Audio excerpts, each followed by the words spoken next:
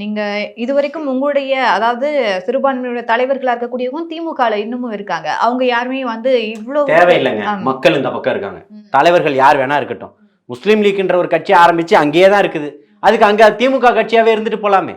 திமுக அந்த இஸ்லாமியர்கள் முஸ்லீம் லீக்கு மாற்றாதான் நாங்கள்னு தோன்றிய கட்சிகள் எத்தனைன்றது எனக்கு தெரியும். கூட பயணம் பண்ணியிருக்கேன். புரியுதுங்களா?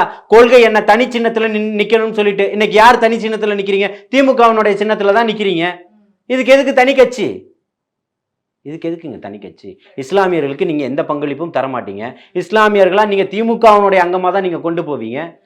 திமுகல யாருக்கும் தர மாட்டீங்க. சிறுபான்மை இஸ்லாமியர்களுடைய இயக்கத்தினுடைய தலைவர்களுக்கு 2 பேருக்கு திமுகவுக்குள்ள சீட்டு கொடுப்பீங்க. இதுதான் அதிகார போக்கு. இதுதான் ஹிட்லரிசம் சொல்றேன். இதுல எங்க இருக்கு சமூக நீதி? இதுல எங்க இருக்கு இஸ்லாமிய மக்கள் மீது நம்பிக்கையும் உங்களுக்கு இதுவும்? எத்தனை அமைச்சர் போய் நின்னீங்க? எந்த உதயநிதி போய் நின்னாரு?